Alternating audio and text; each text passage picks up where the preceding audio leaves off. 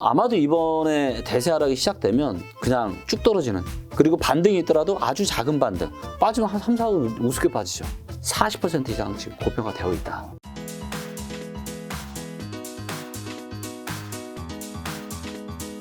자, 그럼 앞으로 이제 변곡점에서 내려갈 텐데, 네. 자, 뭐 2023년이나 뭐 4년 전망은 네. 대표님 올해 연말에 다시 모시면 되는 거고, 올해 하반기만 네. 그러면 이제 서울, 네. 경기, 인천은 네. 뭐 하락한다고 얘기하셨으니까 네.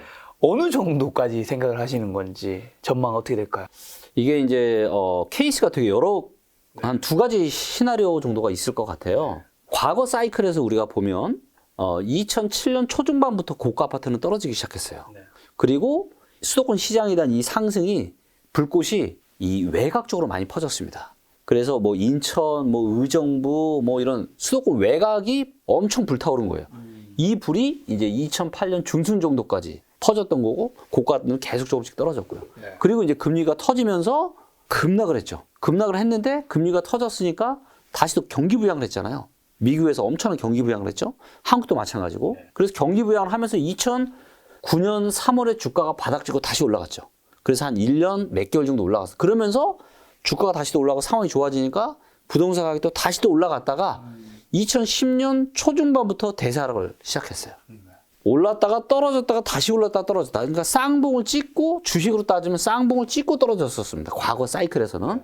자, 그런데 이번에는 쌍봉을 찍을 가능성도 있고요. 네. 뭐냐면 지금 이제 어떤 미국 긴축에 대한 이런 우려감들 때문에 지금 주가도 계속 내려오고 있는 상황이고, 네. 지금 지금 금리도 계속 인상한다고 하고, 그러면서 이제 뭔가 부동산 시장도 심상치 않으니까 지금 이렇게 매물이 점차 이제 많아지고 거래량은 어찌 보면 지금 금리 같은 상황이 아님에도 불구하고 그때만큼 거래량이 없으니까 지금 그만큼 지금 상황이 심각한 거죠. 그래서 이제 대세 하락이 이제 본격적으로 이제 시작이 될 건데, 만약에 떨어지고 주가도 떨어지고 난리가 나요. 그러면 또다시 경기 부양할 수 있겠죠. 그렇죠. 그런데 이번에는 좀 경기 부양 가능성이 조금 떨어지는 게 뭐냐면, 그 누구도 예상하지 못했던 코로나 때문에 이미 가지고 있던 실탄을 다 써버린 거죠. 너무 많이 썼죠. 네, 코로나로 인해서 풀린 유동성, 그러니까 한국은 이 정도밖에 안 되는데 미국 데이터를 보면요, 정말 완전 수직 상승입니다. 네, 돈을 엄청나게 풀었어요. 그래서 이번에는 그렇게 또다시 돈을 풀고, 위기가 오더라도 돈을 풀고 금리를 낮춰서 경기 부양을 하기가 그렇게 녹록한 상황은 아닙니다. 그래서 만약에 뭔가 이렇게 충격이 오고 급락이 왔을 때 부양을 한다 그러면 이번에도 좀 떨어졌다가 쌍봉 찍고 떨어질 수도 있어요. 네. 하지만 코로나 때문에 그럴 가능성이 2008년보다는 훨씬 저는 작다. 거기에다 또 어떤 문제가 있냐면, 가계부채, 기업부채가 이미 너무나도 심각한 상황이다라는 거죠. 네, 그리고 거기에 인플레이션 문제까지 있는 거죠. 네. 지금 이제 금리 인상을 지금 하는 건 사실은 문제가 안 되거든요. 근데 금리 인상을 하는 이유가 인플레이션을 잡으려고. 그렇죠. 그렇죠. 그리고 그 인플레이션 여러 가지 요인들이 있지만 가장 근본적인 코로나 때 돈을 풀어도 너무 많이 풀었던 거죠. 네. 너무 많이 풀리다 보니까 돈의 총량은 느는데 우리가 먹는 음식이나 뭐 이런 재화에 대한 총량이 급격하게 그렇게 못 늘어나잖아요. 그러니까 당연히 인플레이션이 발생할 수밖에 없는 거고, 그래서 너무나도 인플레이션 문제가 심각하니까 이게 경기에 엄청난 충격을 줄 수 있으니까 지금 금리 인상을 하는 거고, 그 금리 인상의 속도가 완만하면 괜찮을 수 있는데 굉장히 지금 가파르게 지금 진행이 될 걸로 지금 예견이 되고 있잖아요. 네, 이런 부분들 때문에 아마도 이번에 대세 하락이 시작되면 그냥 쭉 떨어지는, 그리고 반등이 있더라도 아주 작은 반등. 금리위기 때는 고점 찍고 떨어졌다가 거의 비슷하게, 물론 조금 낮긴 했지만 상당히 비슷한 수준까지 올라왔었거든요. 쌍봉이죠. 예. 네. 예. 근데 이번에는 쭉 떨어지거나 그다음에 반등이 오더라도 아주 미약한 반등이 오고 떨어질 가능성이 상당히 높아 보입니다. 또 대표님은 데이터로 말씀하시는 분이니까 데이터란 건 결국 수치인 거잖아요. 맞습니다. 네. 그럼 하락한다면 네. 뭐 어느 정도를 생각을 예상을 할 수 있는 건가요? 네. 그것조차도 데이터로 예상을. 그게 나오나요? 그럼요. 자, 이제 일단 통화량 대비해서 우리가 이 데이터가 저는 가장 중요한 데이터라고 보고 있고요. 네. 자, 이걸 보면 지금 46% 정도 지금 고평가되어 있거든요. 그렇죠. 그리고 우리가 역사적으로 지난 한 20년 동안의 역사를 보면 아파트 시가총이 통화량보다 밑으로 내려올 때가 있죠. 자, 그럼 이게 이 밑으로 내려온다는 얘기죠. 언제가 될지는 모르지만. 그럼 지금 46% 고평가가 되어 있으니까 돈의 총량은 늘어나겠죠. 얘가 줄어들진 않을 거예요, 아마도. 그렇죠. 예, 늘어나고 얘가 떨어지고. 그러면 아마도 한 35에서 40% 정도는 네. 떨어져야 본전 정도 되는 거죠. 근데 만약에 이 통화량보다 더 밑으로까지 떨어진다면 이제 40% 이상의 하락이 발생할 가능성도 있다. 네. 지금 예를 들어 35에서 40% 정도면 네. 서울 집값이 제가 알기로 지금 이제 평균 매매가였나요? 한 네. 12억 좀 넘은 걸로 아는데 네. 3, 4억이 빠질 수도 있는 그럼요. 네. 3, 4억 빠지면 한 3, 4억은 우습게 빠지죠. 그런 장이 올 수 있다. 네. 아니 근데 그 반대편에 계시는 상승 네. 얘기하시는 분들은 네. 서울 아파트 공급 네. 향후 지금 2024년까지 네. 별로 없는 거는 팩트잖아요. 팩트입니다. 팩트 맞죠? 네. 그러면서 이게 결국 네. 부동산도 가장 중요한 건 수요와 공급인데 아, 네. 공급이 네. 안 되는데 어떻게 사람들 다 서울에 살고 싶어 하는데 맞습니다. 얘기하잖아요. 네. 요거는 또 어떻게 답변해 주시죠? 네. 속 시원하게 데이터로 풀어드리겠습니다. 아, 네, 좋습니다. 아니, 자. 대표님 오시면 다른 반대편의 분도 참 어렵겠어요. 데이터로 또 뭔가 네. 대답을 해야 되니까. 맞습니다. 반박할 게 없죠. 네. 요게 이제 지난 20년이 네. 넘는 경기도의 입주 물량 데이터입니다. 경기도. 자, 경기도에서 입주 물량이 가장 작았을 때가 언제죠? 이때입니다. 2011년, 2011년. 12년, 13년, 14년. 네. 자, 입주 물량이 가장 작았습니다. 네. 그러면은 어떻게 됐어야죠? 뭐 가격이 올랐어야 되겠죠? 올랐어야죠. 최소한 오르진 않더라도 보합은 됐어야죠. 그렇죠. 그런데 이 시기에 경기도 아파트 가격이 어떻게 됐죠? 대세 하락을 했습니다. 입주 물량이 가장 작은 시기에 네. 대세 하락을 했어요. 자, 반대로 또 제가 어떤 말씀을 드리고 싶냐면 실제 기사를 이걸 검색해 보세요. 우리 구독자분들이, 이 시청자분들이 2017년 8월 달에 정부가 처음으로 부동산 규제를 펼쳤습니다. 네. 그리고 보시는 것처럼 입주 물량이 많았어요. 수도권에. 네. 이때 이제 수도권 이거를 한번 수도권으로 제가 한번 바꿔 볼게요. 자, 이제 보시는 것처럼 수도권 전체적으로 17, 18, 19년에 입주 물량이 많았죠. 네. 17, 18, 19. 그래서 부동산 전문가분들의 80% 이상이 뭐라 그랬냐면 이제 서울 아파트, 수도권 상승 아파트 끝났다 그랬어요. 왜? 입주 물량이 저렇게 많고 정부가 강력하게 규제를 하니까 아파트 가격이 못 오릅니다 그랬습니다. 근데 제 첫 번째 빅데이터 부동산 책에서는 제가 2018년 2월에 출간됐는데 그 책이 무슨 소리냐. 서울은 모든 데이터가 다 좋다. 올라갈 수밖에 없다라고 제가 전말을 했었고. 뭐가 달랐던 거죠? 두 분이 보는 게? 아, 그때만 해도 저평가 상태였어요. 서울의 아파트 가격이. 그래서 입주 물량이 좀 많다라고 해서 이거는 충분히 이겨나갈 수 있다. 자, 그리고 경기도의 예를 다시 이제 돌아가 보면 네. 자, 입주 물량이 이렇게 많았음에도 불구하고 상승했잖아요. 네, 네. 그렇죠? 자, 그러면 즉 무슨 얘기냐면 입주 물량이 작아도 대세 하락했을 때가 있었고 네, 네. 입주 물량이 많아도 대세 상승을 했을 때가 있었습니다. 입주 정반대 물량이 상황이죠. 전부는 아니다라는 거. 아니죠. 사람으로 따지면 이런 거예요. 성격이 좋으면 그 사람이 무조건 성공하느냐. 아니죠. 꼭 그런 다른 얘기. 성공할 가능성이 높죠. 네. 하지만 성공은 또 다른 문제거든요. 네네. 자, 한 사람이 성공하는데도 상당히 많은 요인이 필요해요. 성격만 가지고는 안 됩니다. 능력도 있어야 돼요. 자, 부동산도 부동산에 영향을 미치는 데이터가 네. 입주 물량만 있는 게 아니에요. 네. 다른 데이터들도 많이 있습니다. 자, 그리고 입주 물량이 절대 작지 않아요. 자, 지금 이제 수도권은 지하철이나 이제 광역버스로 다 연결이 되어 있잖아요. 직주 근접이 가능합니다.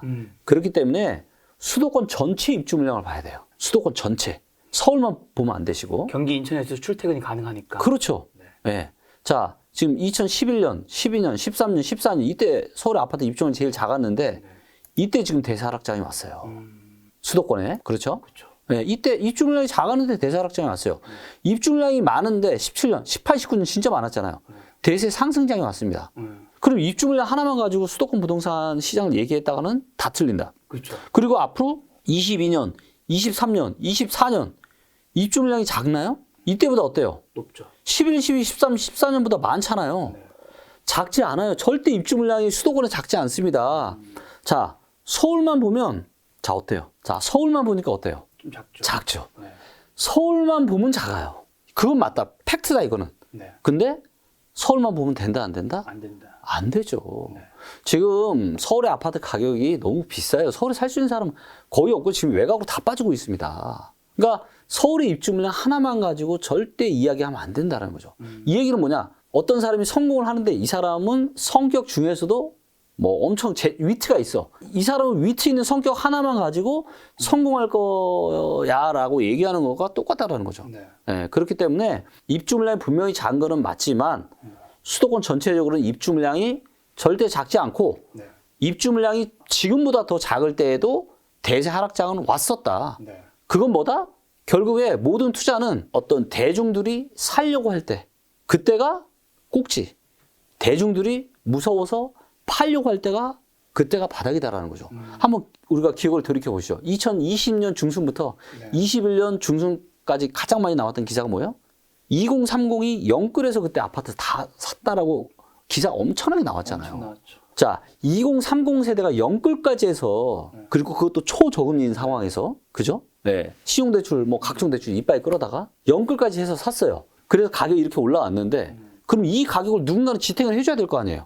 자, 그럼 10대랑 우리 10대 이하들이 영끌에서 사줘야 되나요? 아, 네네.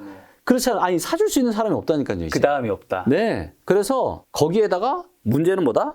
본질적으로 너무나도 지금 많이 고평가되어 있다. 이게 보시면 요 이제 리치고 앱에 가서 보시면 이제 토화량 대비한 이런 시가총액 데이터도 이제 다 여기에 보여져 있고 그 다음에 이제 GDP 대비해서 대한민국 경제 펀더멘트 결국은 GDP인데 GDP 대비해서 지금 거의 지금 10배예요, 10배. 979%니까 10배 정도 됩니다, 지금 GDP. 근데 역사적인 평균이 지금 한 600%가 좀 안 되거든요.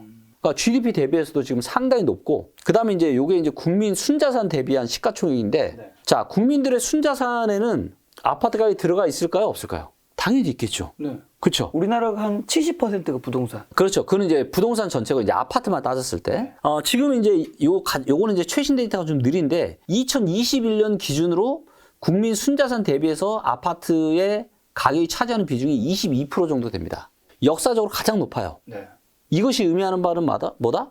아파트 자산이 포함된 내 자산이 늘어나는 속도보다 아파트 가격이 늘어나는 속도가 너무 과도하다라는 거죠. 그래서 이 국민 순자산 대비해서 시가총액이 낮을 때, 이렇게 2014년 이럴 때가 절호의 매수 기회다. 그리고 과거의 고점 2007년 8년에가 이때 17.23% 정도 됐거든요. 네, 근데 지금은 2020년 기준으로 2020년 말 21.8%예요. 작년 말 기준으로는 더 많을 겁니다, 이게. 그러니까 이때는 주식 광풍도 불었잖아요. 그러니까 주식 이런 거 다 대비해서도 아파트의 상승이 과도해도 너무 과도하다.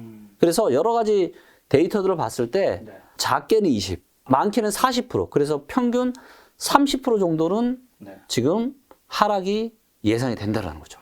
지금 대표님은 지금 서울 아파트 뭐 평균 매매가 뭐 12억 13억 이게 적정하다고 보지 않으시겠네요. 그거는 이제 뭐 각자의 기준에 따라 다를 텐데요. 네. 그러니까 제가 수없이 많은 부동산 강의를 들으면서 너무 신기한 게 아파트가 고평가인지 저평가인지에 대한 기준 자체가 아예 없는 거예요. 그래서 이거를 사람들의 뭐 소득 대비해서 또 전세 대비해서 여러 가지 이런 지표들을 만들어 봤고 그런 지표들로 봤을 때 최소한 20에서 많게는 40% 이상 지금 고평가되어 있다라고 보여집니다.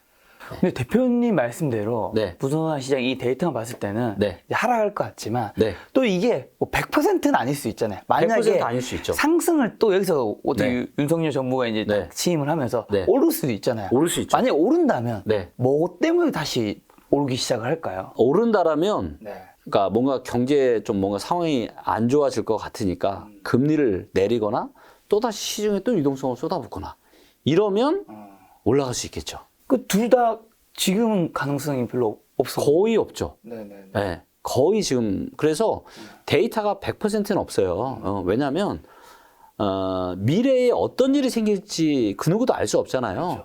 그렇기 때문에 데이터에 근거해서 가늠은 하지만 이거는 100%는 없습니다. 하지만 이런 거예요.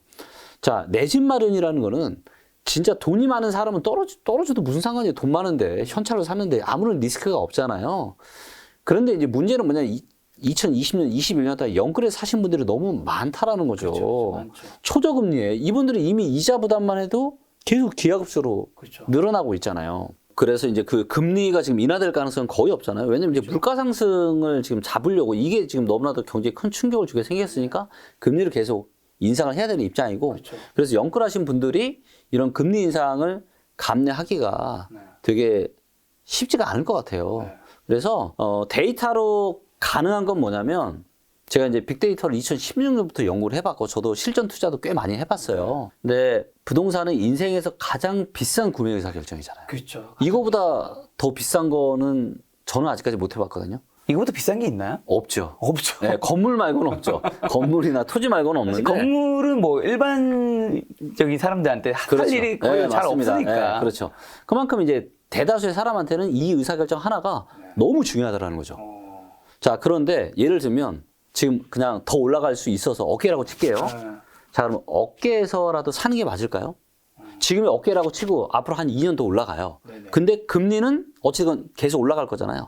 그럼 지금이라도 사는 게 맞을까요? 그리고 2년 정도 후부터는 머리 꼭대기고 그때부터는 또 떨어집니다. 네. 그럼 지금 사는 게 과연 맞을까요? 좀 아닌 것 같기도 하지만 어떻게 보면 지금 사가지고 2년 뒤에 팔아도 될 것 같기도 하고. 아, 좀. 그렇죠. 그렇죠. 그거는 운 좋게 팔면 좋은데 네. 그 팔아도 좀 더 빨리 올 수도 있는 그건 아무도 모르는 거잖아요. 그렇죠. 그래 만약에 현금으로 사실 수 있는 분들이면 어깨에 사도 괜찮죠. 근데 대다수의 분들은 그렇게 못 해요. 대다수의 분들은 다 영끌에서 사야 되기 때문에 네. 허리 밑에서 사야 되는 게 맞지 않을까요? 좀 기다리더라도. 예, 그렇기 때문에 뭐 데이터로 뭐 지금이 무조건 꼭지고 무조건 앞으로 대사하락 할 거야 라고 제가 그렇게는 제가 말씀을 못 드리겠지만 분명한 건 어깨 위다. 너무 지금 고평화되어 있고 주변 여건들이 너무 지금 불안불안하다. 네. 이런 상황 하에서 대출 끌어다가 내 집 마련하는 거는 자칫 내 인생을 너무나도 큰 리스크에 빠뜨릴 수 있는 리스크가 있다. 자, 그럼 지금 위기의 신호들이 계속 많이 나오고 있다는 건데 네. 어떤 것들이 있는지 일단 키워드만 한번 나열을 한번 해볼까요? 네. 일단 첫 번째로 네. 향후의 경기 전망을 이야기하는 데이터들이 있습니다. 그게 이제 경기 선행지수라고 하는 건데 네. 이게 지금 8개월 연속 지금 떨어지고 있어요. 이게 떨어지기 시작한 작년 8월부터가 아마 떨어지기 시작했을 거예요. 정확하게 제가 한번 데이터로 볼게요. 네, 요 이제 보시면 요 이제 주황색 선이 경기 선행지수라고 하는 데이터입니다. 네. 21년 6월 달에 고점을 쳤죠. 그리고 지금 경기 선행지수가 계속 떨어지고 있어요. 2월 달까지도. 그리고 기억하시는지 모르겠지만 하필이면 주가가 또 21년 중순에 고점을 쳤습니다. 그러니까 경기 선행지수가 안 좋아지면서 주가가 또 지금 계속해서 지금 네. 우하향을 해오고 있고요. 네. 예, 그런데 아직 동행지수는 좀 좋은 걸로 나와요. 이제 현재 느끼는 상황은 그렇게 나쁘지 않다. 하지만 미래에 대한 향후 6개월 뒤에 대한 경기 전망이 지금 8개월 연속 계속 떨어지고 있습니다. 거기다가 최근에 이제 무역 적자 이야기까지 나오고 있죠. 그리고 또 금리가 지금 계속 올라가고 있죠. 물가가 올라가고 있죠. 그러다 보니까 내 호주머니 사정이 어때요? 지금 뭐 밖에 나가서 외식하고 이런 거 뭐 비싸게 많이 그렇죠. 나오더라고요. 많이 나오잖아요. 그러니까 내가 원래 여윳돈이 이만큼 있었는데 수영장에 물이 꽉 차 있었는데 이게 지금 물가 때문에 지금 줄어들고 또 대부분은 대출이 이미 있으니까 대출 이자 때문에 또 줄어들고 그렇죠. 그래서 많은 사람들의 지금 호주머니 사정이 근본적으로 지금 안 좋아지고 있다. 이게 사실은 가장 큰 문제인 거죠. 거기다가 2030까지 영끌에서 주식, 코인, 부동산까지 투자 광풍이 불었으니까 네. 더 이상 신규로 투자에 들어오실 분들이 또 거의 없다라는 거. 이런 요인들이 이제 이제 저물어 가고 있구나라고 이야기하는 이제 대표적인 그런 지표들인 것 같습니다.